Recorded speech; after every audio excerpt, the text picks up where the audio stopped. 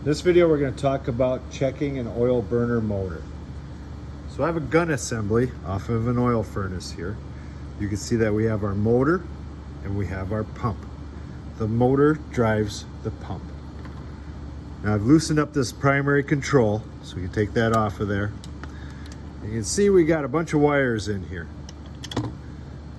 I've put wire markers on the wires. So each group has its own number.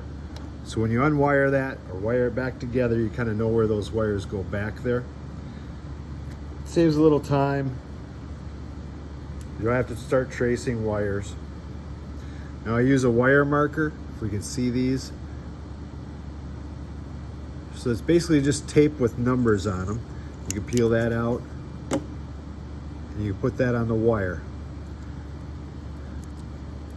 So every group of wires has the same number on it. So I know which way they go back when they go in the wire nut. If we look at this primary control,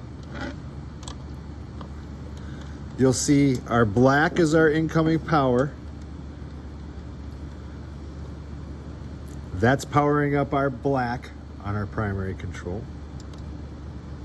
Our orange from the primary control goes to our pump motor and our ignition module, and the other side of that ignition module, the other side of the pump motor goes back to neutral, and neutral goes back on the cord. So when we want to check this, we're going to have to remove this motor.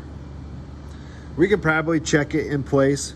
We can isolate the motor wires, get our resistance readings. We don't really need to check voltage. We could check it at the outlet to see what our incoming power is. But if we want to remove this motor,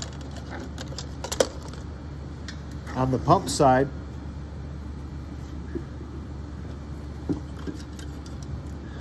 we got a 3/8 and a 3/8 screw there. So you remove those, that pump should slide out.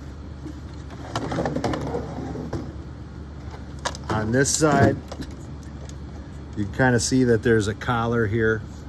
You can remove that bolt. There's one up on top here. So you can remove those, and that motor should slide out of there.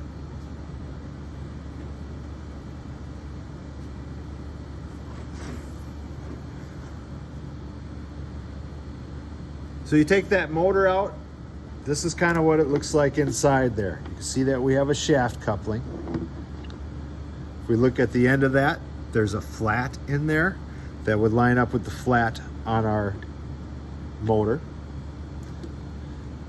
The pump has a flat spot on it that lines up with the flat spot in this shaft. So that's what holds that together.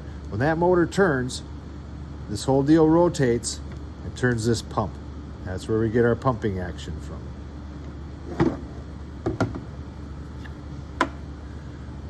Now, to ohm out that motor, I would just find my power leads from that motor,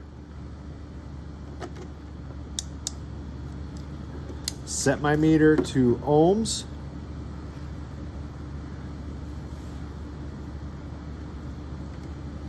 and I could take a reading right on the two leads, which would be our cord end in this case, to ohm out that motor. So we're reading about 51 ohms there.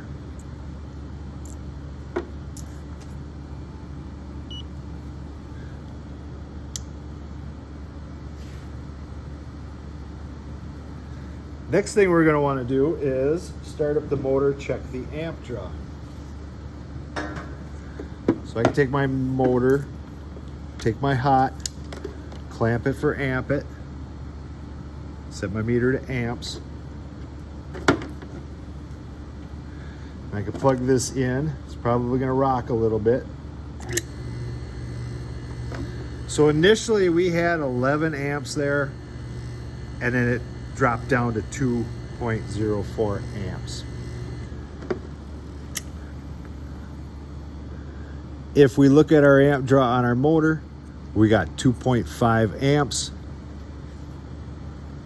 So we're right in the ballpark there on what that motor is supposed to draw. That initial startup amperage, it's a little bit higher because that thing is under such a load. We're going from 0 to 3,450 RPMs. So that takes a little bit of juice, a little bit of amp draw to get that thing going.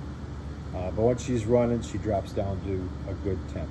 So that's how you check out a oil burner motor.